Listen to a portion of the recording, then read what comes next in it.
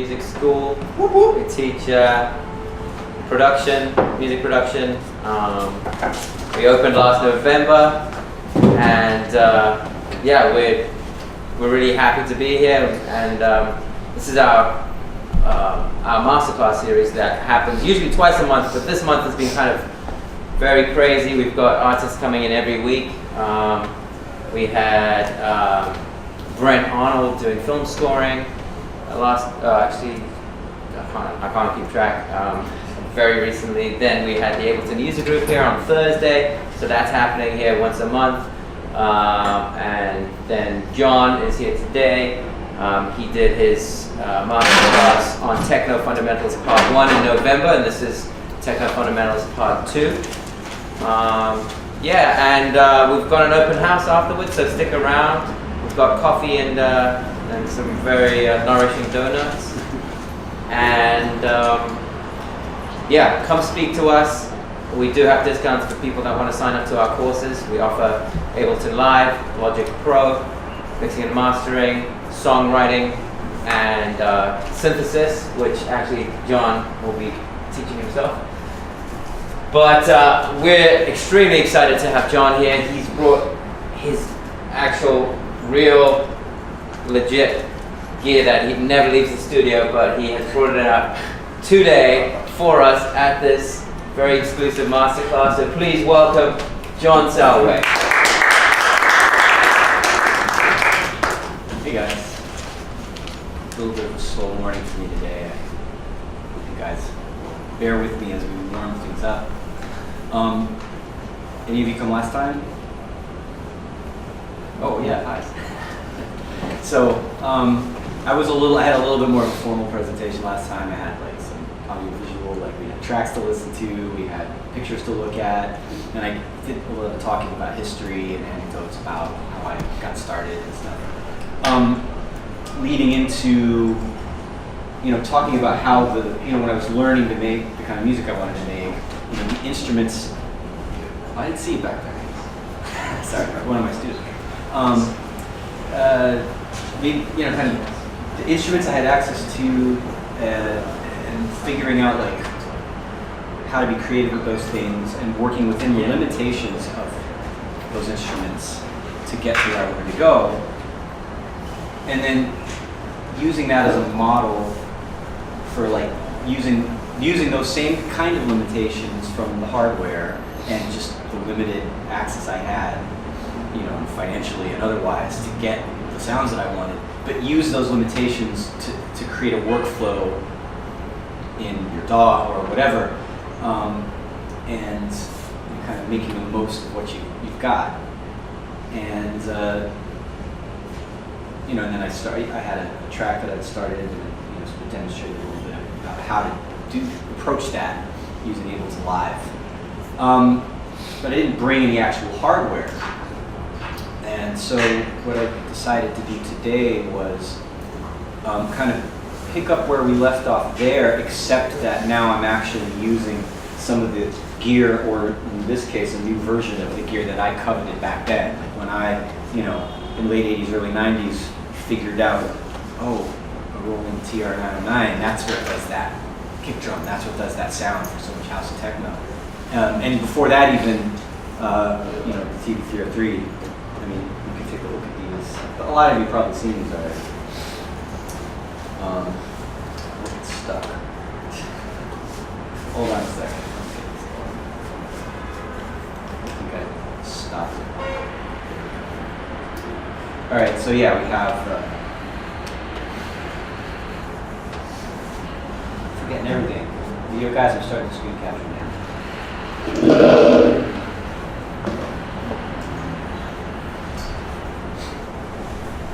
Okay, so yeah, I was, there I was with my limited resources and a drum machine that was cool but didn't sound like exactly like I wanted, and I loved acid house and I didn't know what made that sound, and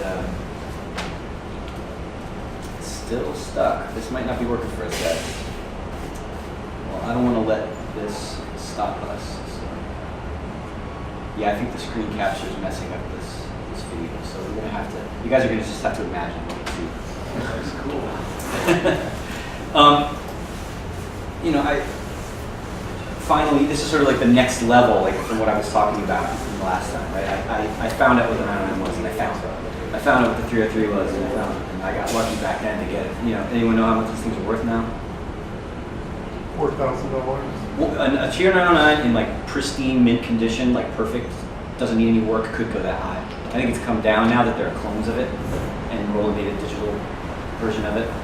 But yeah, they're really, you know, it's vintage, rare stuff, which is why it really comes out. But yeah, you know, that was like $400 for me back then, which is still, you know, a lot for a kid. And the 303 now, these things can still break 1,000 easy, and you know, that was 200. Man, the day that I figured that out, there was I think I mentioned this last time too, there's a magazine called Jocks, which later became DJ Magazine, which is still around. And they had an interview with, you know, some of the guys from Chicago, like Roy Davis Jr. and some other of the original kind of producers that did acid house in Chicago in the mid to late 80s. And they said the name of the synth, and I was like, there's one of those down the street in a glass case. I just literally left and ran down and went to this used music shop, and it was mine. So this is the same one that I found when I was out of 7. What year? 90. Should have profited that, right? Oh yeah. I mean, you know, adjusted for inflation, not amazing, but yeah. What's the other thing? Like, I will never let this thing go. Yeah, I would.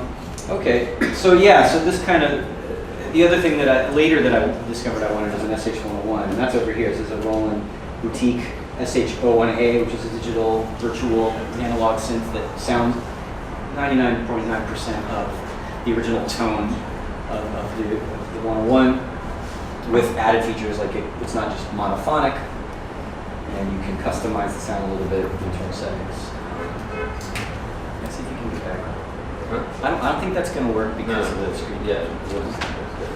So this kind of represents like what I aspired to back then, like my next level setup, minus a couple of things. Like I have a Juno 106 polyphonic analog synthesizer, which was my first synth that would have been part of this setup. And you know, samplers, of course. You know, that was like a big deal, getting a sampler to be able to bring in your own drum loops or whatever kind of sounds that you might find. But you know, that's easily replaceable here with Ableton. And the mixer, you can't see it very well because it's hiding here. But I recently got this Soundcraft. It's an EFX8, but it's actually a 12-channel analog mixer with built-in effects. And I use this for a live set that I do with a friend of mine, kind of an electro, weird breakbeat set. And last time I talked about using a mixer to kind of distort and compress, like use the sound of the mixer doing the wrong thing to get the tones and the energy that I wanted in my drums. So I'm using this for that today. And also underneath here is something called an SBX10. It's just a clock. It converts a MIDI clock signal to an analog clock signal. The 303 only responds to this kind of analog sync signal.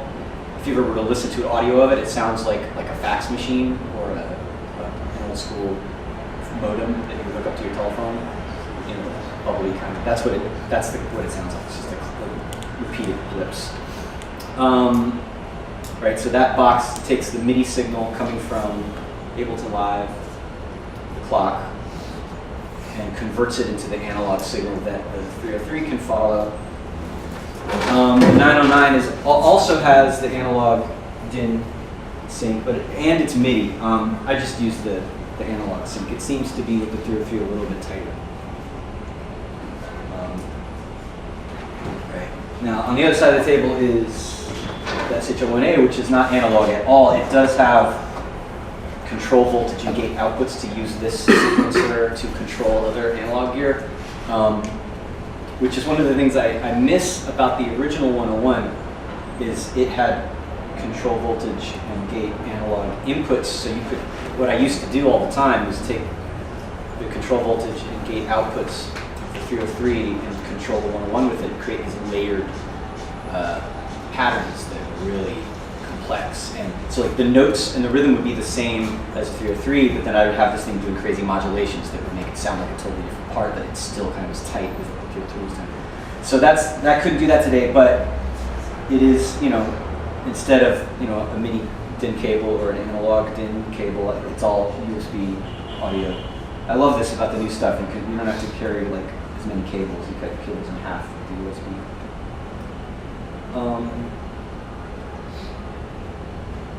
And that's all going, this is going directly into Ableton Live. And 909 and 303 are going through the mixer into Ableton Live. And it kind of do, all right, well, sorry, let me just back up there.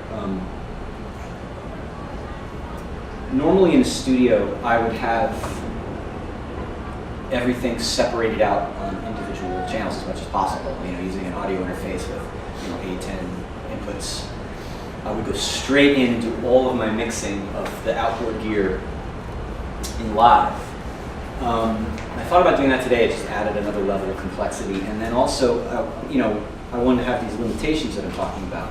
Back then, I didn't have a DAW with as many tracks as I wanted. I didn't have audio interfaces that sounded good with.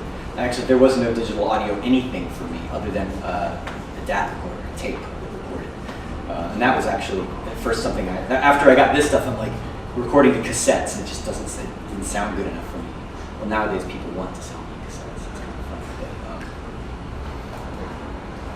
fun. So that was like the next stage after this was like a bigger mixer and DAT recorder. So, but all the mixes had to be recorded in real time to stereo.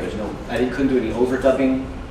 I didn't have any multi-track anything, and there's no like non-linear resequencing or re-editing at that point. It's just hit record and play. And before I had a computer to do more complex MIDI sequencing, it had to be performed. Like just every track you made was like a mini live performance, so you have to practice. And nowadays I'm out of practice in that respect. So, I'm not going to be doing like a whole performance for you guys today. But I'm keeping that setup, that limitation in mind, to keep things focused for a certain style or a certain outcome. And so I've got the mixer I can adjust and control some of the sounds from the drum machine with the mixer and kind of use the sound of the mixer and maybe use the effects inside of the mixer. Some of you might have heard me putting a reverb on a kick drum earlier when I was sound checking. And that's like a stylistic thing as well for certain types of techno. But I'm just going to stick to the sounds I can get out of this and work with that. And this isn't the best, most perfect mixer in the world. It's a little noisy. It's got a sweepable mid-range on the EQs. You can do some filtery type effects, which is nice. But it still sounds like an inexpensive, a little bit cold, kind of lower end mixer. But for me, a lot of techno has that vibe. It has that kind of rough edge. It doesn't sound clean and shiny and perfect, where every track has a compressor limiter EQ and the levels are, it's everything, you know what I mean? It's not EDM, it's raw and a little janky in a good way. But I can also, if I have a groove where I'm doing something like, oh, that's a cool thing, I want to separate it, I can still track individually. I can mute whatever I'm not using on the mixer and lay it in and create loops. So there's kind of two directions I want to go today.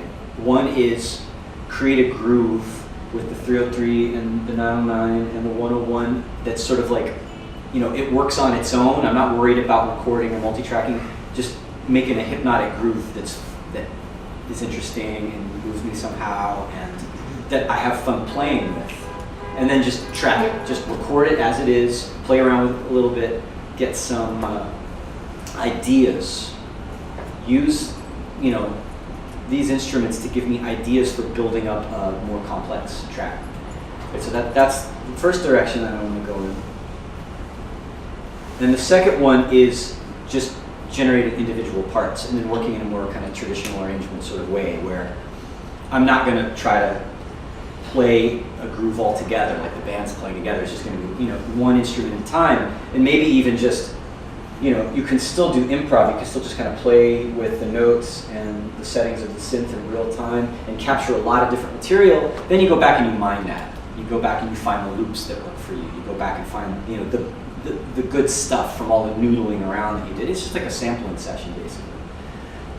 Of course, those things cross over between each other all the time, but again, it's like setting up these sort of somewhat limited workflows ahead of time and then working within that to get you started, to keep you focused, and to practice ways of being creative with the instruments you have. And then you could, you can always come back and perfect and polish it. And then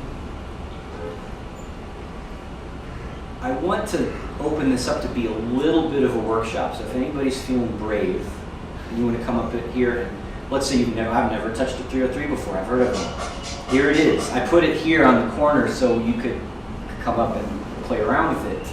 And also, if you feel like checking out the 909, I'll be happy to demonstrate and show you how this thing works. And let you guys have some hands-on if you haven't already had some experience with these kinds of machines for making techno or whatever kind of music you're doing. I think that'd be fun. I mean, it could turn into a jam session, who knows? But what do you guys think about that? Anybody for that? Great, I like that. Okay.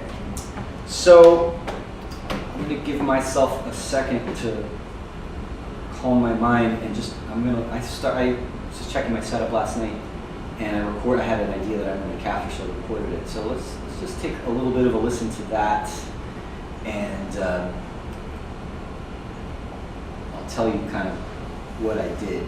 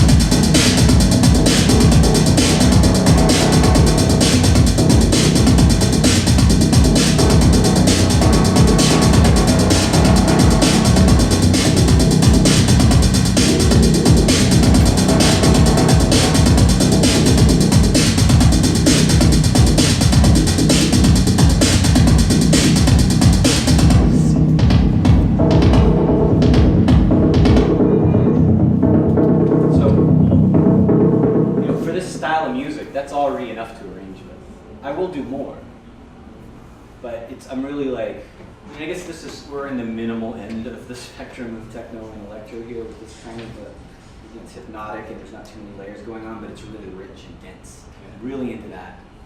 Getting a lot of big sound out of a few things. And it's I started mixing it a little bit. Actually, let's listen to the 101 without the delay, which I didn't have. The mixer has some okay effects in it.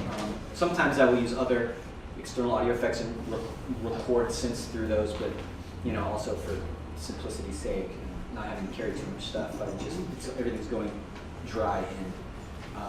But this thing, as cool as it sounds, by itself dry.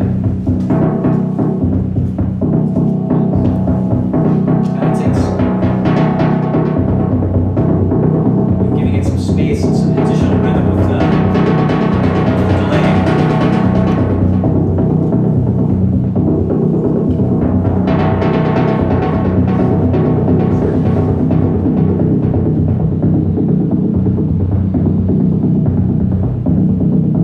But it needs them.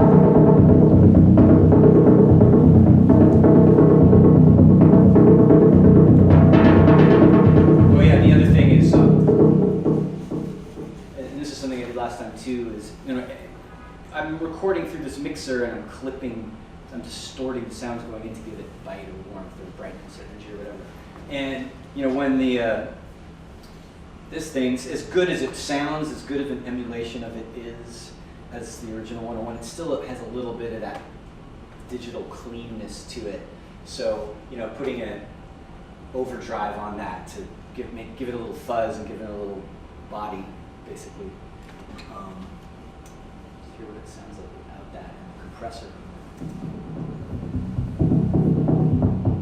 It's quieter for one. You can hear it breaking up a little bit, and it's giving it punch.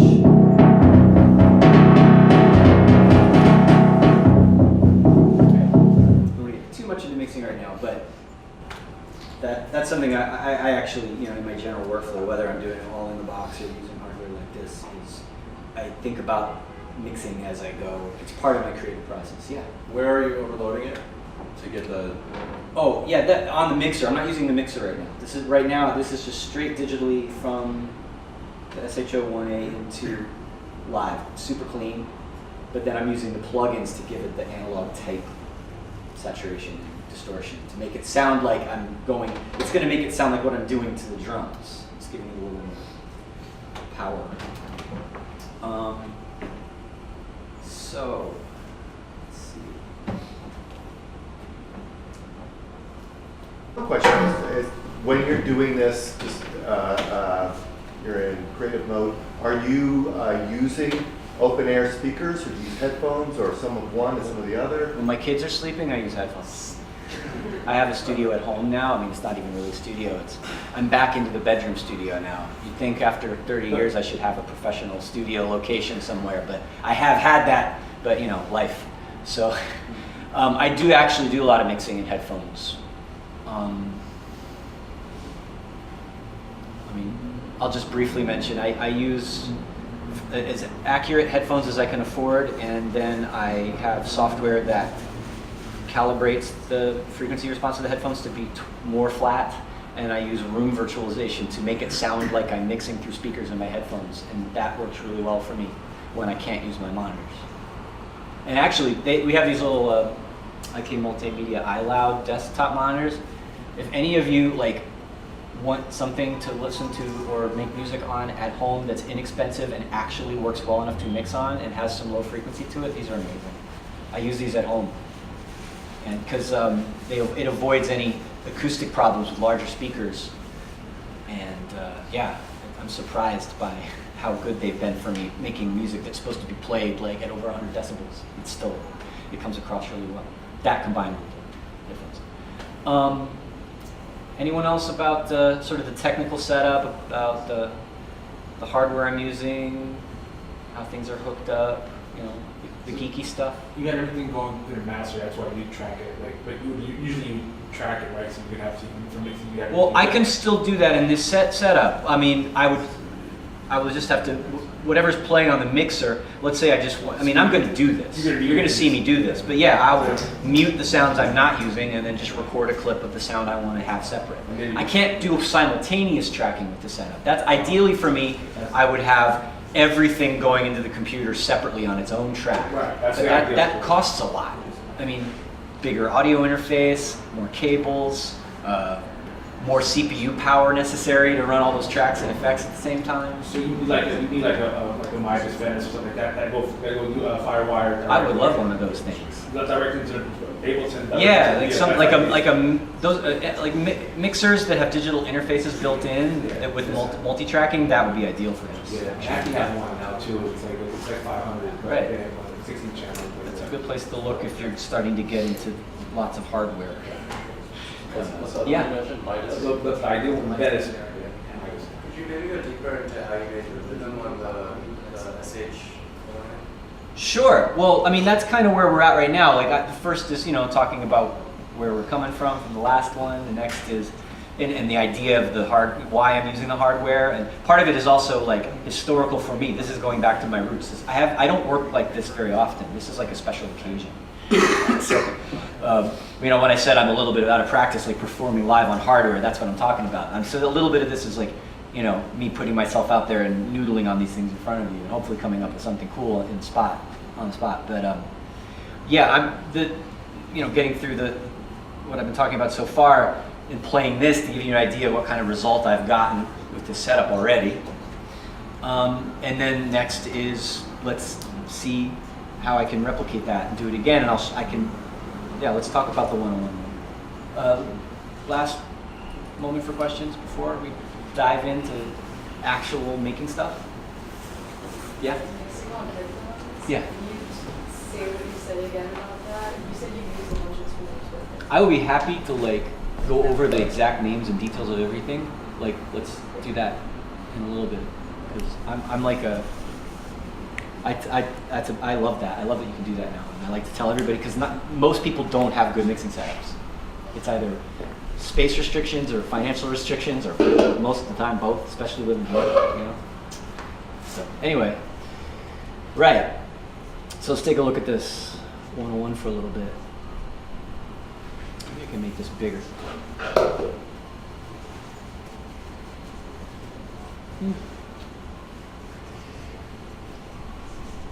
All right. Might as well dive into Ableton Live stuff.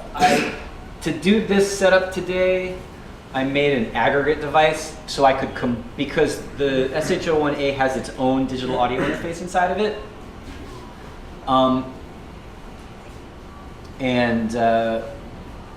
Live only can see one input at a time, one hardware device at a time.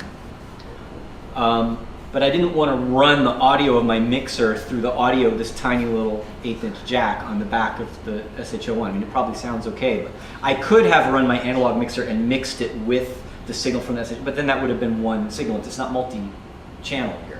So in order to get the output of this mixer and this at home without using my expensive, fancy multi-input audio interface, which is racked up in my bedroom, I had to create an aggregate device, which OS X lets you, and Windows has some ways to do this too, third-party stuff, but I'm combining the audio channel from the SH01 together with the audio channels from the interface, which is also the MIDI interface. So it's all one thing. And and that way I can stream in the audio from the multiple sources simultaneously, multiple inputs on different devices. And so the 101 is coming in. Let's solo that.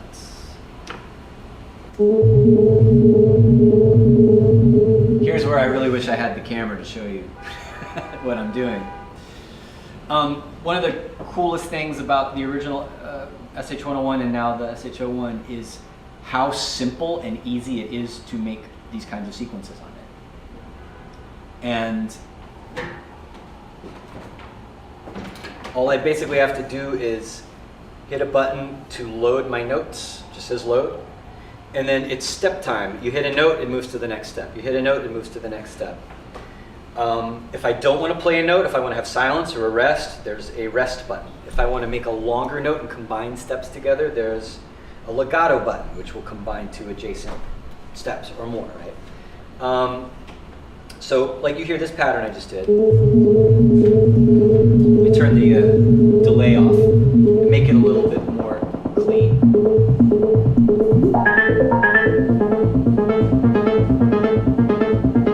Like, I didn't compose that.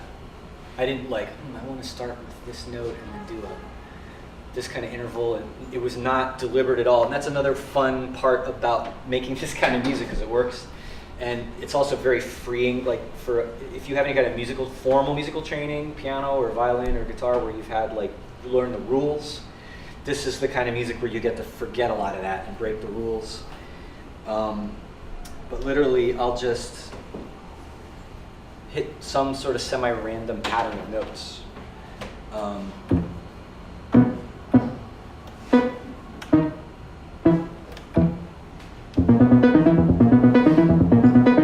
I mean, all right, it's pretty generic techno-electro kind of a pattern, but depending on what you do with that, it could be perfect.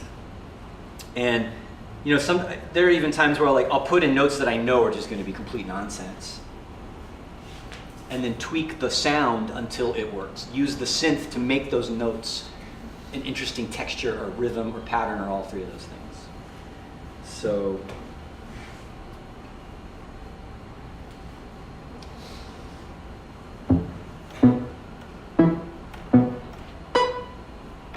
I mean, that was a little bit deliberate, but you know, I'm using, there's an octave transpose button, so you can shift up or down 3 octaves to get out of, you know, it's got a limited range on this keyboard, so you can kind of jump around, get a little bit more dynamic. That's okay, I'll stick with that.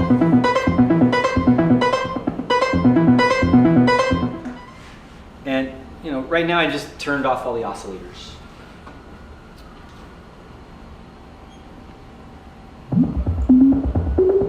And right now, this is a fun trick to do with the 101, is it's got a self-oscillating filter. You bring the resonance all the way up, and it feeds back and creates a sine wave, basically.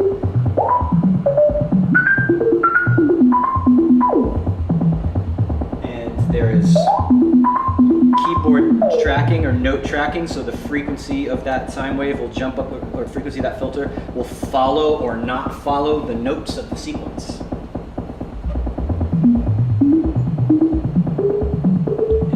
Kind of makes it's not chromatic anymore. It's out of a scale.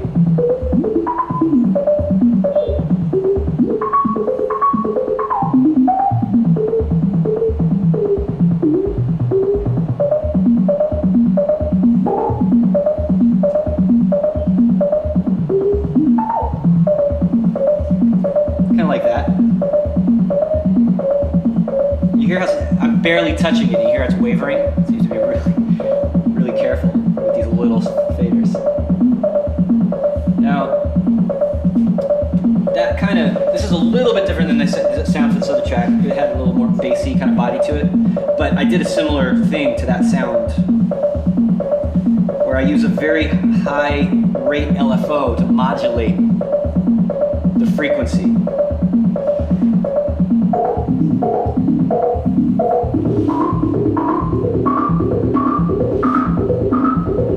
Gives it kind of bubbly sound.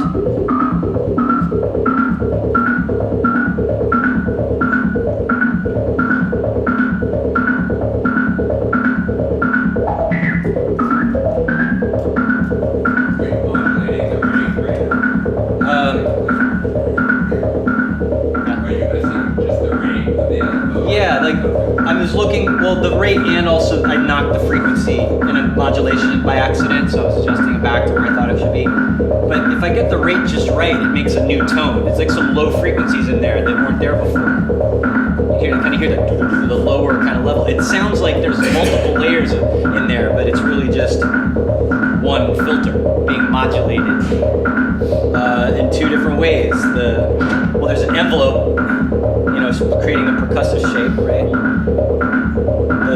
The notes up and down are changing the frequency of the filter, high and low. And then the LFO is at a high rate, so it's almost an audible rate LFO. is making that bubbly, rumbly thing going on. Yeah? Didn't so you had your hand? No, it just makes a nice call and response stuff too, you know. Well, sure, yeah. I always, even just one bar can have call and response in it. I mean, but it's like talking. If you Yeah, listen to it. right? And it's already giving me something to work on with the beats. Now, I don't know how I'm going to play with the sound too much without messing it up, because it's so, with the filter, it's so...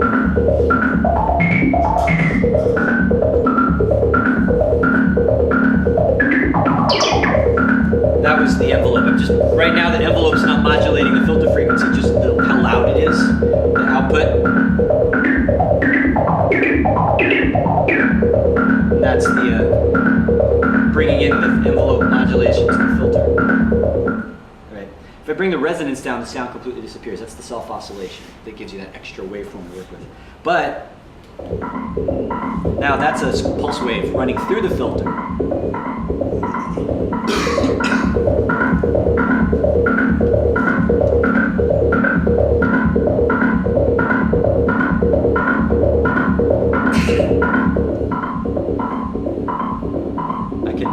I can bring down the resonance in the filter. It doesn't disappear because there's a waveform coming through. So I'm doing a little bit of basic subtractive synthesis here to give myself something to play with, right? Everything I've done so far is potentially something I can do when I record as part of like a performance or just generating loops to arrange later. I like the filter sounds really good like that.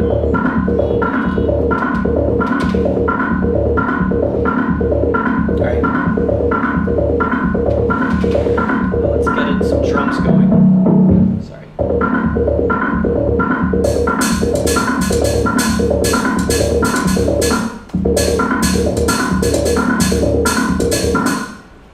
I don't know if, did you notice that the rhythm was a little off when I brought that in?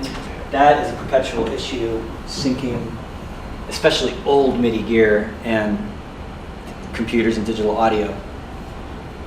Sometimes it's cool. You'll accidentally get a groove because things have shifted off the timeline a little bit and it breathes a little bit. I mean, I'm using the analog sync on these things. They're not perfect. So, but that said, it may drift after a while, so you gotta, just make sure you stop and start and reset your clock.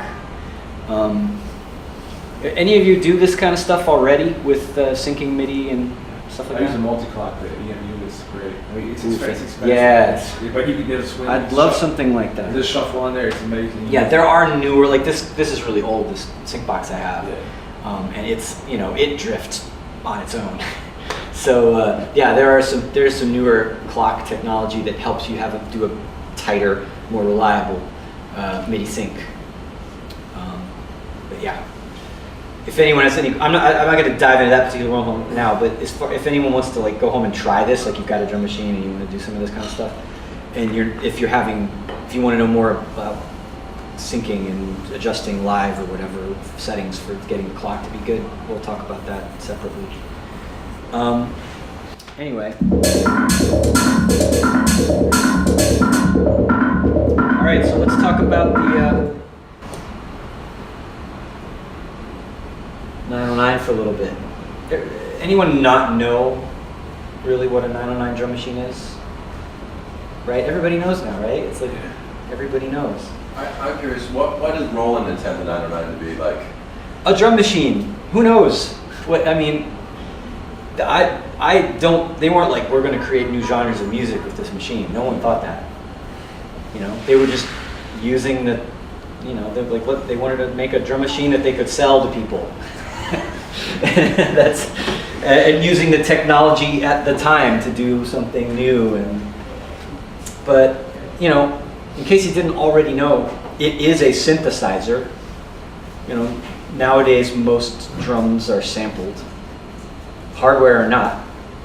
Okay, things are changing now with all the new analog things that are coming out again and the modular stuff. But it actually is not just a synthesizer. It's 1, 2, 3, 4, 5, 6, 7. It's a 7-voice multi-timbral synthesizer. each drum sound, until you get to the hi-hats and the cymbals, are analog circuits that synthesize a sound. They're very limited synthesizers just to do certain types of sound. And then the hi-hat and the cymbal are samples, but they are kind of like hybrid analog digital circuits. So it's a digital sample of a hi-hat and a digital sample of a cymbal, but they're being controlled with analog controls. I think it was Roland's first MIDI drum machine. Right, the 808 came out before it. It has no MIDI. Honestly, I love the 909, but if I had to choose, like, which one do you wish you had more? I would have picked the 808. Really? But that, yeah. Why? I always come back to, like, I love the 909. I mean, okay, I won't, but I just love those type of synthetic drum sounds the most. And I actually, when I synthesize my own drum sounds, especially for making like more electro kind of, or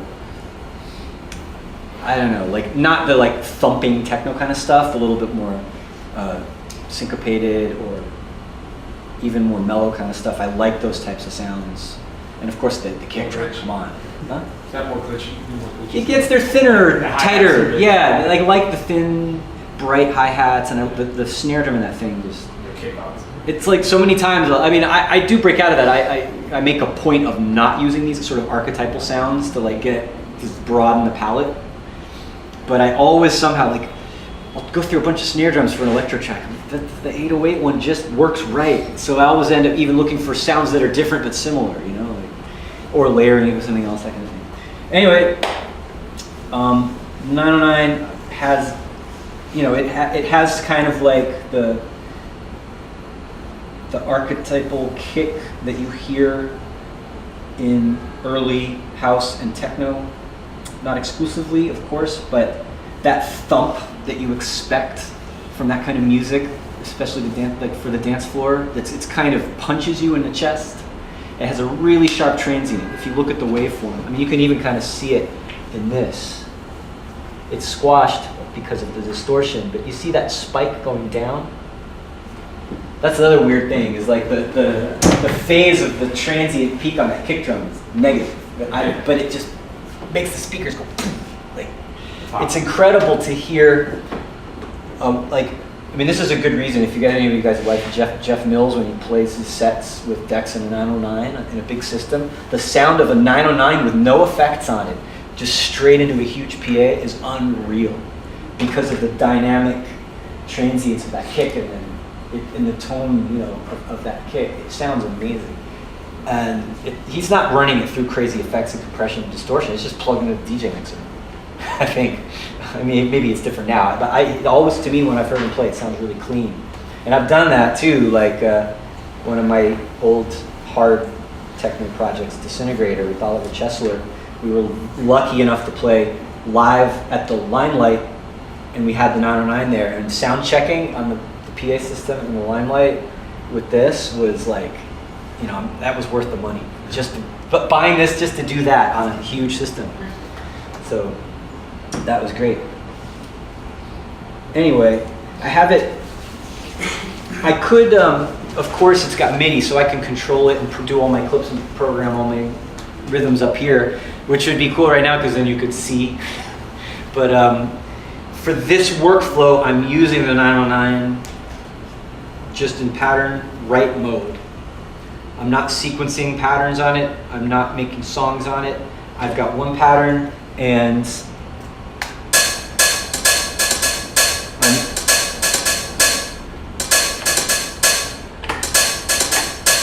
literally just typing.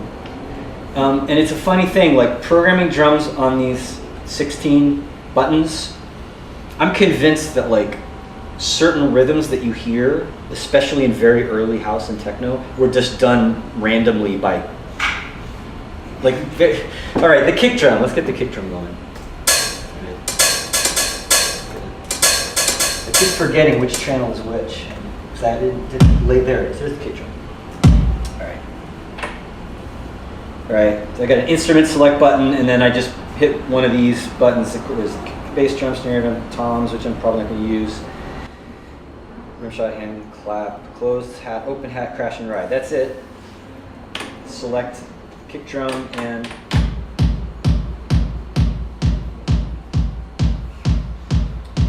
right. So there's one button. If I want to clear it quickly, you just hold the clear button and it's gone. And then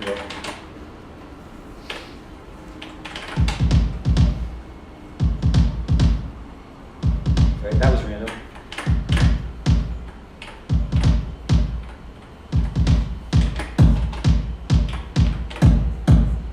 That sounds good. You have accents on the notes, and I'm overdriving the gain on the mixer. It's making it sound, dirty. If you ever liked any hardcore techno, that's where that started.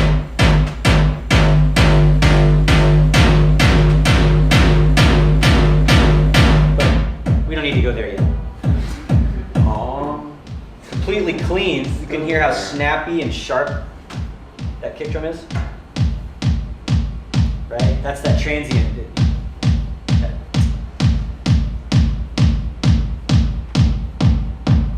I'm also using EQ because it sounds really kind of woody, right? It's really resonant in the upper, well, they say low mids, upper low frequencies, right? So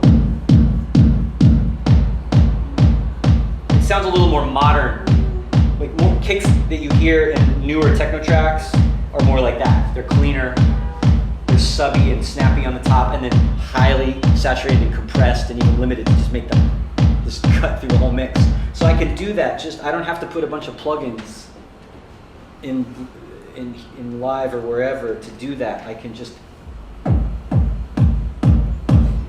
clip it a little bit and it flattens out the transient a little.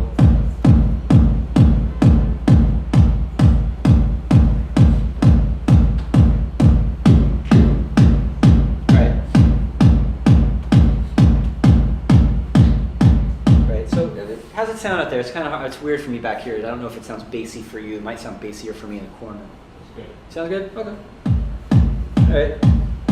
John, how does it compare to the remake, the TR8 or the TR8S? That sounds amazing too. It's different. This has more noise. This thing is a noisy.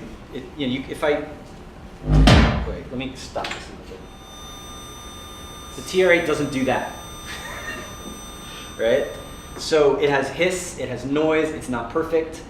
I hear more variation in the sounds in the original analog circuits. Also, 2 909s won't sound quite the same. And in fact, I don't remember doing this. My hi-hats sound like someone went in there and tuned it higher. This machine's been serviced, so it's possible that it got jostled. But usually I hear lower pitched hi-hats coming out of 909, but mine sounds a little cleaner, brighter, so I think it's been tuned up a little. So you can actually go inside here and adjust the sounds internally if you know what you're doing. So the TR8 and TR8S are like a perfect, generic, perfect copy of this. It's like they don't have the same quirks and character of an old one, because they're emulating imperfection. They have what do they call? They have some name for their virtual synth technology that doesn't just emulate the synthesis. It emulates the hardware creating the synthesis. So it does a really good job of copying this. And once you put it in a track and mix it and put effects on it, 99.9% of the people won't really be able to tell that much. But if you were to put this one next to a TR8 or TR8S, you would be able to tell one sounds like a little more perfect, and this one sounds a little more raw and a little dirty, which I like.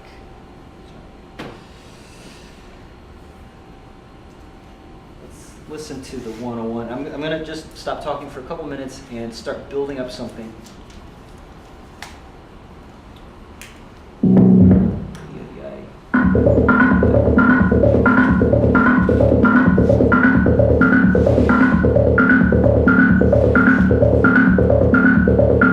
Slow it down a little bit, it's a little hectic.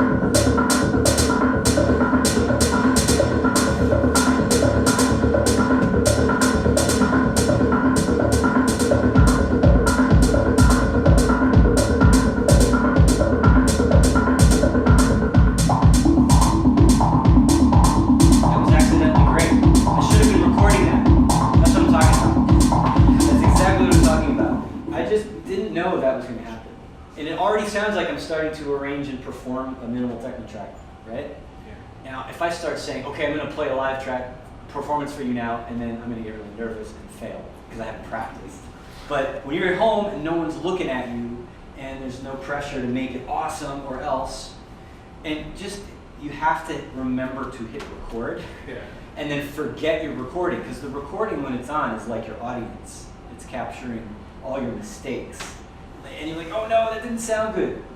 But you have to kind of like let yourself be okay with it sucking so that you can get to the cool part. And then 9 times out of 10, the part you thought didn't work will actually be amazing in context. Like if you, oh, I hit the wrong parameter and it messed up the sound. But then you listen to it back and, oh, that's a cool break.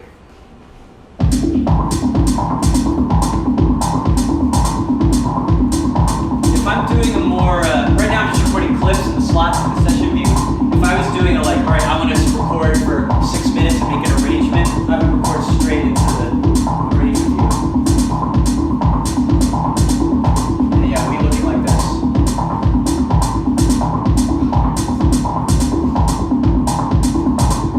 Now I'm doing both. How about that?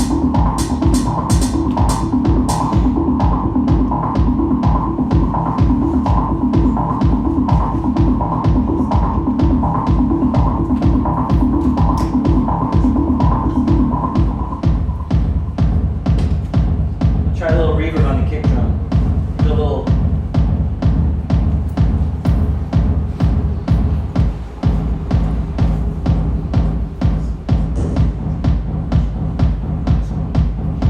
That's the internal effect of the mixer. Yeah, it's a lexicon, inexpensive lexicon reverb. Oompa, oompa.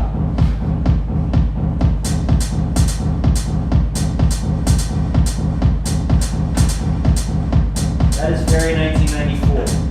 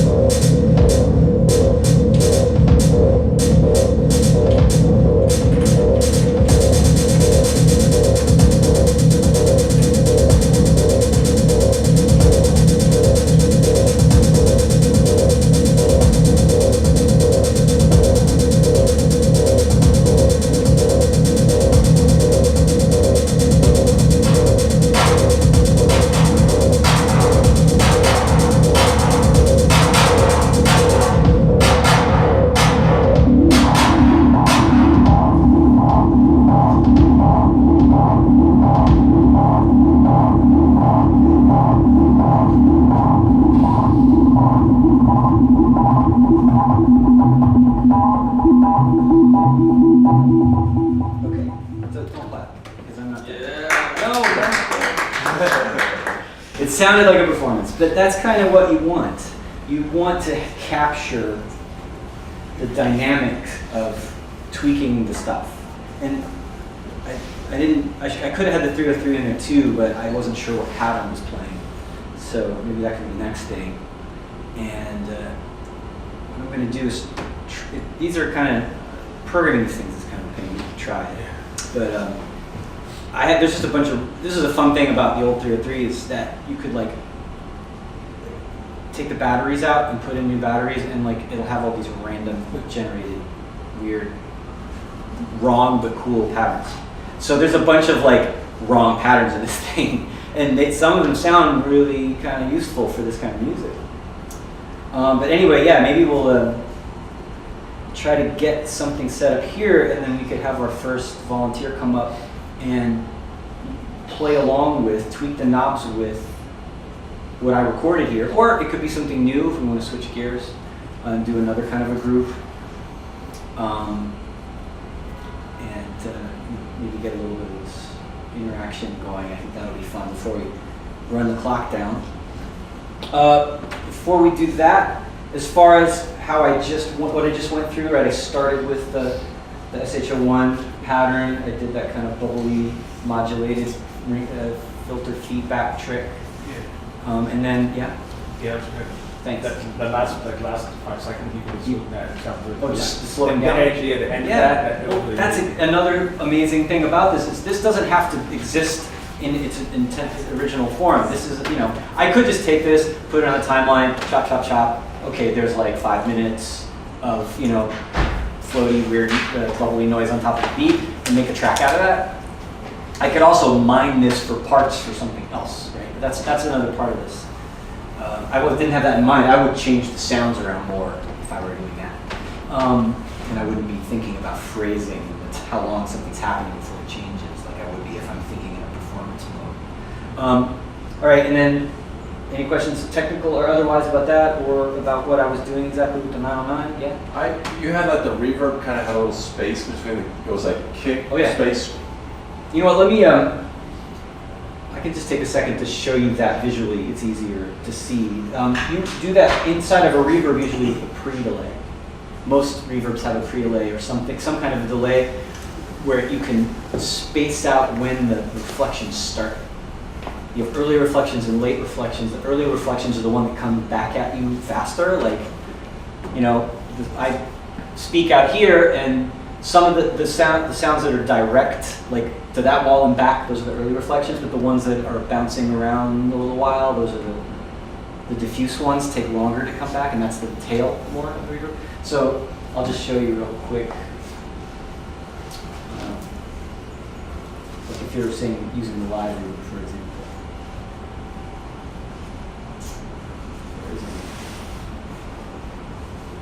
So you would play around with that. And there are, like, if I like using, I don't have any in here, I like using the convolution reverbs a lot. And some of the more, there's a lot of reverbs that naturally have these pre-delays in them. And they may or may not be adjustable in convolution. But that's basically what you're going to use. But you're limited to like 250 milliseconds. So if you want to like make this like a synchronized, like have the reverb be a rhythm, like an eighth note in between the kick drum, your track needs to be at a tempo that's not slower than, like your eighth note couldn't be more than 250 milliseconds, whatever tempo that is. You kind of have to use your ear. And it is kind of an old techno trick to do that kind of pre-delay reverb on the kick to give it that. Well, it sounds like almost like a bass line. Cool. So let's get the 303 going. And if I find, we'll do it this way. If I find something that works with what I just recorded, good. If nothing's working, I might just scrap this and move on to the next groove and see how else we might use it. So.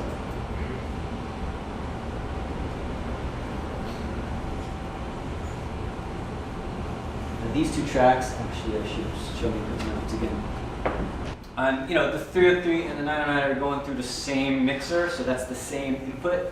So I need to make sure, if I play this back, we're hearing recording.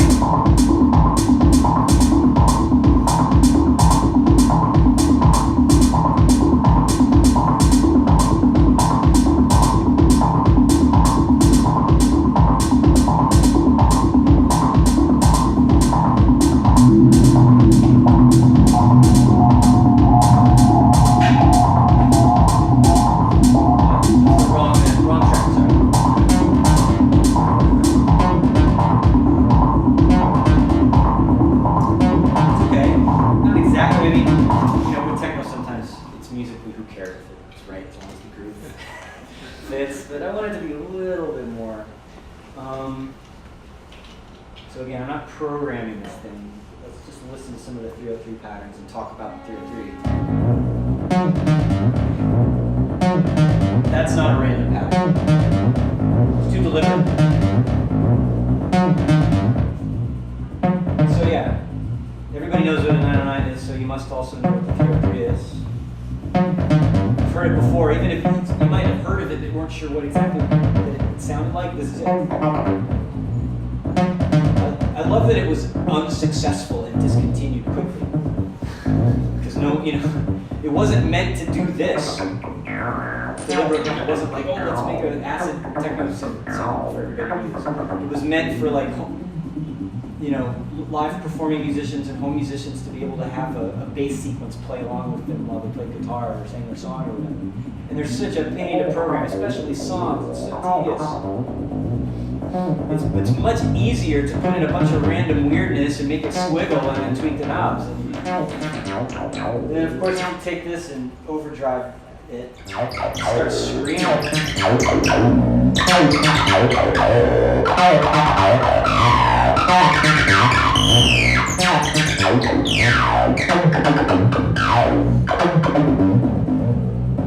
So that's it.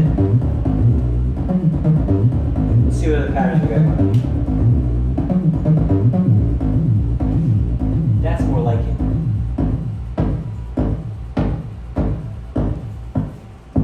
Okay, brought my gain down so it's clean again. And I've got the reverb on there is working really nicely off of that thump.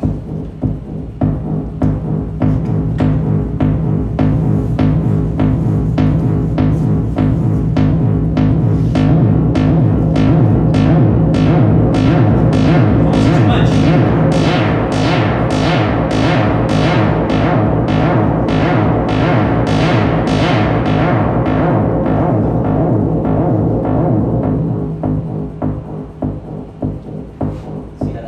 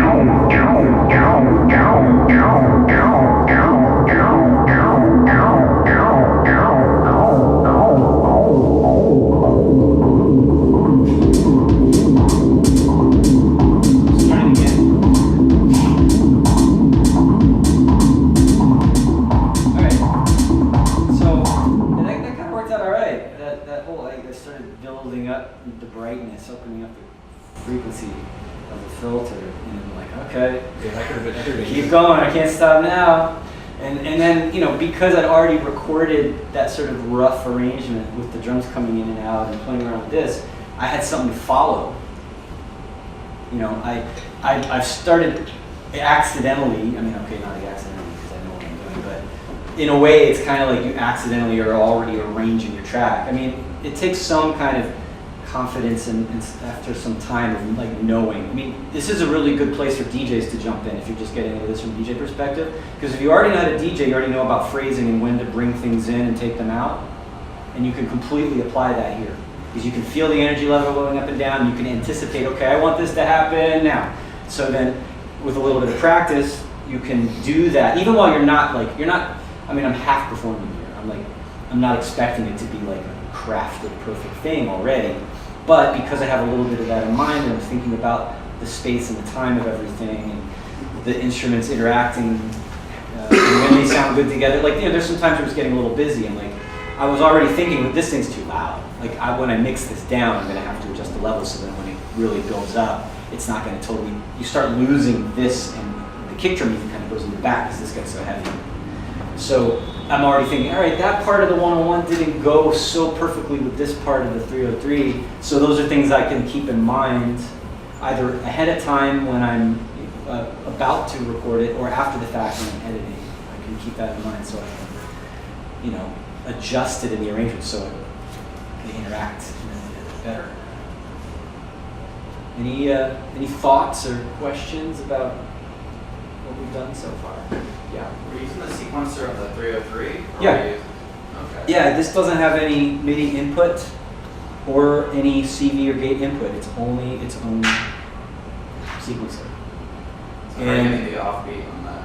You're getting like the offbeat on that? Yeah, that's one of the, you know, fun things about these types of sequencers is they don't have to be one bar long exactly. They can be, I mean, it's theory only goes up to 16.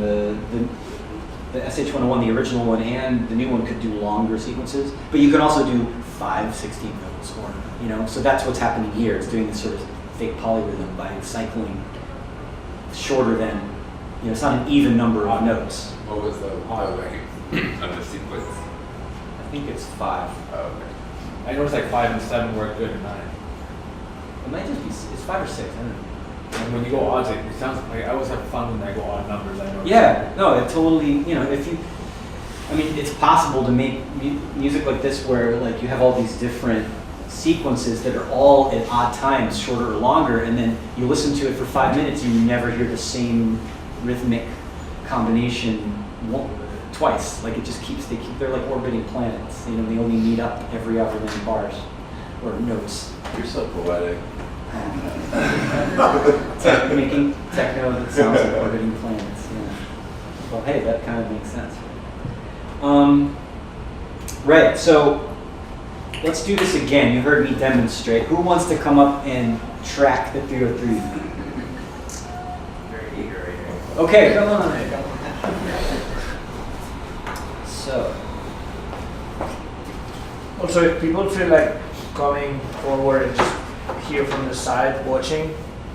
Oh yeah, if you could, since we don't, since the camera wasn't working, if you want So leave the front open for people, yeah, if you want Yeah. to come around and like yeah, back over 2 by 2 or something like that. It is a cute little thing. It sounds like There you go. Right, it's already. Here, why don't you just tweak it? Let's listen to it by itself for a second. You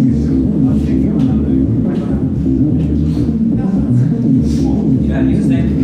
Okay. Let's just start with the pattern that's working. So you go for these knobs. That's the tuning. I'm gonna turn the reverb off so you can hear better. Filter frequency. Right, resonance. That one's all the way down. You can turn it to the right.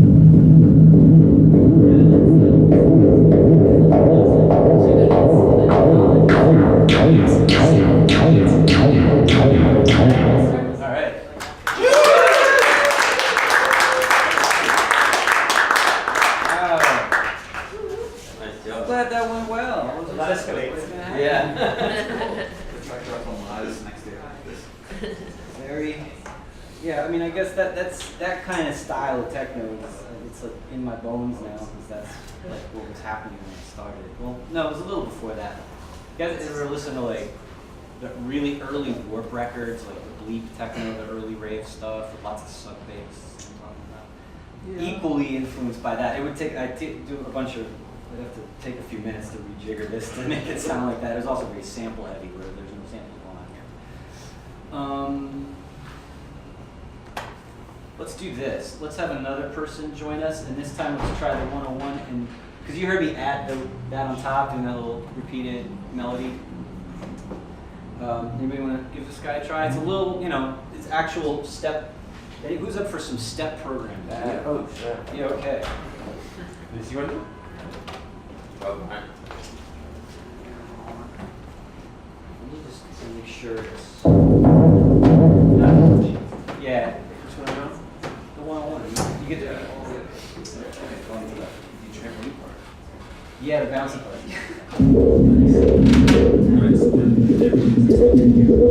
Right, let's make it sound normal first. No crazy modulation. It's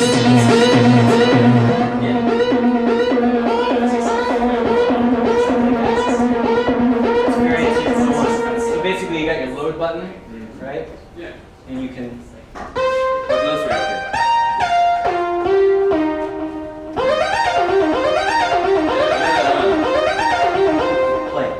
If you want to do an actual rhythm and not just 16 notes, you can, let's see, rest.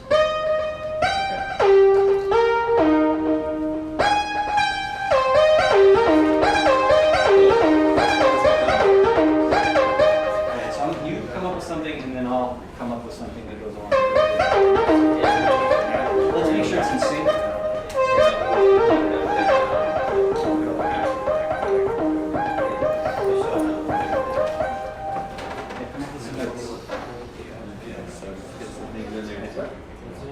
Yeah. So take that note. Can I add some of that one? You can. You just messed it up. No, I didn't. I didn't.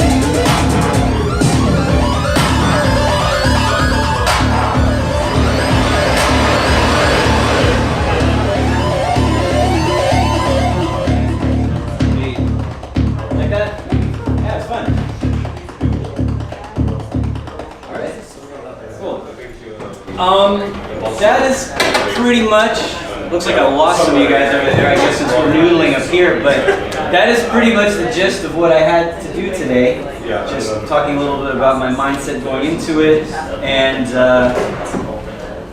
showing you what I'm using. I wish I'd had the camera so you could see more what the fingers are doing on these instruments.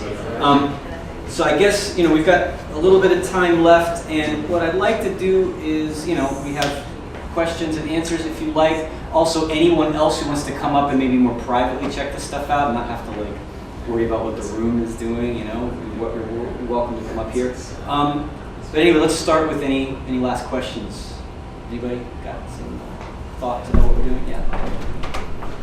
Yes. Your workflow after this, so you captured, so let's say you've done what you've done right now. That's you've got another the clips and you've got some recorded tracks. What would you do next? All right. Not that you'd always do the same thing, but what might you do next? I guess that's really good, and I did already think about how far I would go into that today. And doing arranging is a whole nother class worth or more. But yeah, I guess if I hadn't done the come up and try out and jam and get your hands on anything, I could have had a little more time for that. But so let's see what I can do in just a few minutes. I'm going to go back to one of the earlier things I recorded, and the thing I did before, that was kind of coming together pretty well. I started with a 1-on-1 and the drums, and then added 3-3. That one kind of already has a shape to it, so I would take that and throw it in here in the arrangement view. Always be organized with your clips. I right now, I don't know which ones. When I'm not teaching, I might be a little bit more aware of what those are. So, fishy dish on the left? oh, that was just the sound I was playing around with last night. That's just that's playing. Yeah, it's just a weird sample that I tweaked. That has nothing to do with what you've been hearing so far. But actually, I will. Since you pointed out, that's part of the process. Is I might do a live jam like this, capture a bunch of stuff, and then what am I missing? What parts do I need? Do I want to fill out the beats with something? I can go into my sample collection. I can load up some other synths and add parts. But to start with,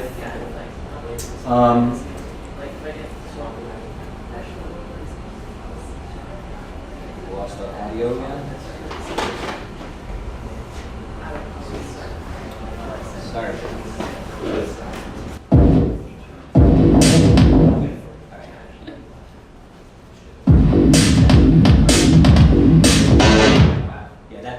That's the sound.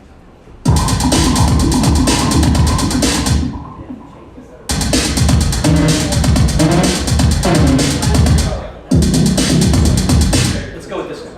All right. So, however you do it, copy and paste, or global arrangement.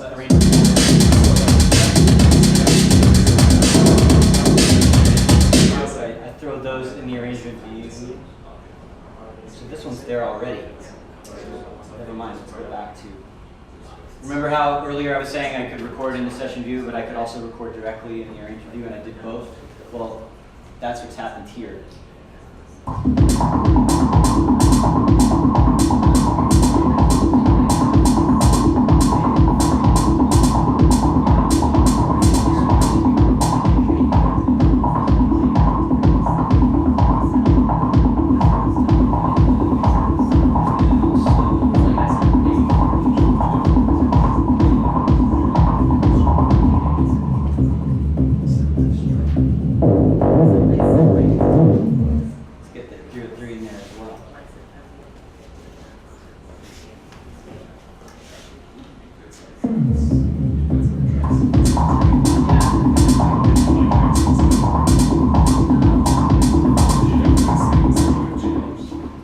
So, I would then take this and start to edit. Find which sections are working, trim out the parts that aren't, and kind of subtractively edit into the basic arrangement that I want. And then at the same time or after, start to layer more parts as necessary.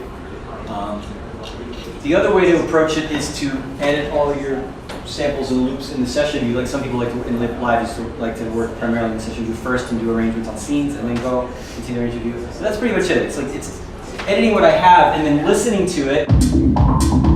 Like let's say there's a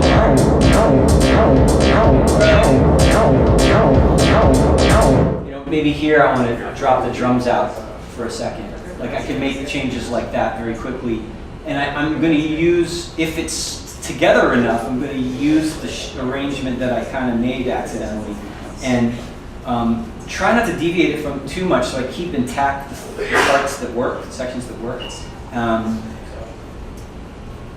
Again, it really depends on the material you come up with. If I had been, like, we didn't really have time to go through the whole other, like, create a bunch of crazy loops and chop them up and construct them kind of workflow.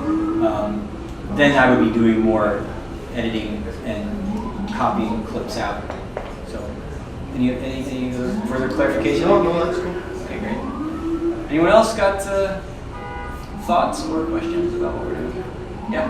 Just a general question, so it's not so much with this setup. Oh, okay. Do you have any favorite go-to VSTs or? Synths or effects? I mean both. I guess synths for now. Okay. I use a lot of the kind of bread and butter native instruments stuff. My favorite one actually is Absent. I love it. It's like one of the oldest plugins of its kind. It's amazing. You can do any kind of synthesis with it almost. And the level of detail that you can have, the envelopes and the modulation you can do in that thing are unreal. The interface was awkward. It takes some time to get used to. But for doing more complex sound design and really technical sounds, it's amazing. But it also is really great for, like, you can make some simple sounds with it, but have incredible control and precision with that, which I really like too. And it's a very different style of working than this kind of thing. This is just, this sounds like this sounds, right? I can make Absent sound like a 101, but I can't do it the other way. And I like using this, as far as like, simple synthesizers, like what do they call the Monarch and Reactor? It's like a mini mode. That sounds great. Stuff like that. And I know Massive really, really well. I don't use it as much as I used to. I've been using, Wavetable and Live now more as my synth for that type of sounds. And mostly, so far I've used it for the sounds I've made with Wavetable are either like really spacey pads, like really trippy modulating waveform pads, or like very industrial electro digital sharp leads and bass sounds, but like trying not to sound like wobble basses, but a little more weird and crunchy. And audio effects is funny. I use Live so much that I really use the Live effects a lot, and I construct audio effect racks and different combinations of instruments and effects to get the sounds that I want. The plugins third-party plugins that I use generally tend to be like mixing oriented, like FabFilter for EQs and compression, and when I'm doing like really polished stuff. And there's one native instruments that compressor that I use on the bus, which is pretty much just like the Glue compressor in Live. It's the same kind of model of bus compressor, but it just sounds a little bit sweeter in my ears than the one in Live, so I tend to use that. Do you know what it's called? Is it Fat Blaster? No. Very. I want to say Solid Bus Comp. If I remember correctly. I mean, it's just if you buy Complete, you have it. Yeah, that one. I know, but there's so many of them. I know. Solid Bus Comp. It's like I almost always have it on the master bus and I mix through it. I mean, I would use, if I had the UAD, I'd use one of those fancy SSL something or other. This is very similar to that kind of sound. Any last things? All right. I hope you enjoyed what I had to do. I thought we had a couple of good moments with the jams, and You still got it. I hope just need to practice. I'm doing. Anybody familiar with the stuff I do with Christian Smith and Selway, like the Big Bang Techno records? Yeah. We are doing a live set, which I'm working on now. It's gonna be very different from this, all modern stuff. I'm not bringing the 909 out for sure. And I'm trying to ditch the computer, but I don't know. We'll see. But yeah, we're gonna start doing some big banging techno sets in spring and summer. And we have our first gig. We're doing the 909 Festival in Amsterdam at the end of May. I think it's the 25th. So I'm like, right now, like, oh my God. I have to get ready. And Christian's going to come in March so we can rehearse. So it's not a lot, for me, that's not a lot of time to get ready for a festival with thousands of people. It's going to be by the seat of our pants, I think. Because this gives me confidence, doing this and having it sound all right. We can do a test here before you go to Sure, yeah, well, let's, that would be a good way to hype it up. Thanks. the rooftop. Even better. Yeah. Yeah, great. John, tell us about the classes that you're going to be teaching. Yes. It's not, techno focused like today, which is pretty specific. But we're doing a class on synthesis, and our original idea was like synthesis for musicians, and then okay, let's broaden that synthesis for producers. We want to include everyone in music, and not everybody thinks of themselves for, like you say, synthesis for musicians might be for like you play the piano or whatever, or a guitar. So anyway, synthesis for producers, and I want to look at it from creative more than, it's going to be technical, it's synthesizers, right? You got to learn about how these things work, and we're going to do that, but in the context of, being expressive with your sounds for the kind of music you want to make, and go through a few different types of synthesis, of course, subtractive, we'll talk about FM. FM's scary for a lot of people, but it's really actually not. There's some simple ways of handling it.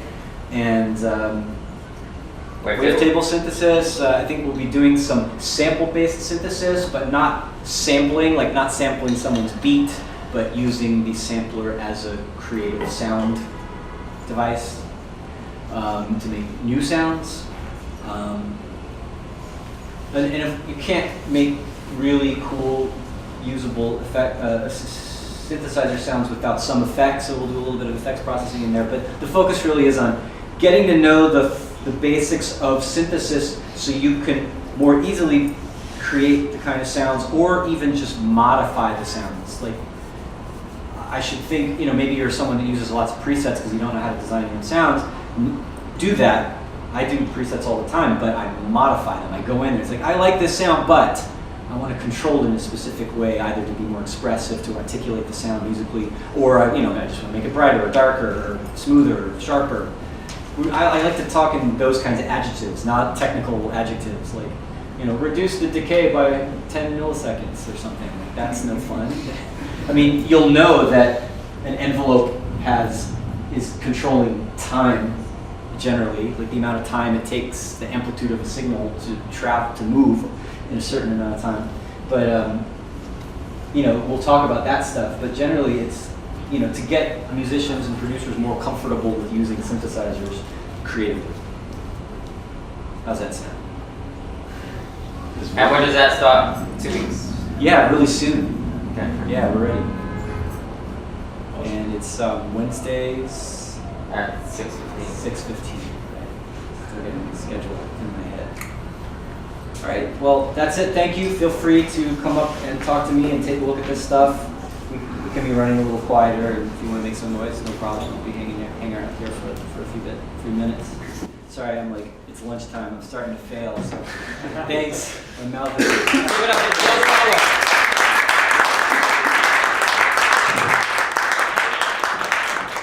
And just a couple other announcements. So next up in our Masterclass series, next Saturday we've got Conjita Borges, who teaches the songwriting and music theory class. She's going to be talking about vocal production techniques. That's next Saturday at 11.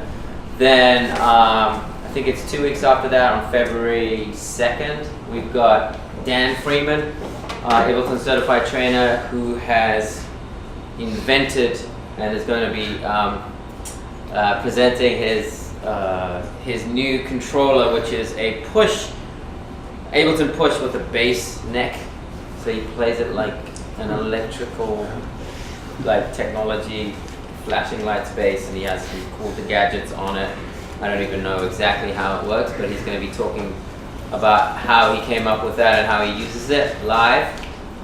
We've got a machine masterclass also coming up in February with native instrument specialist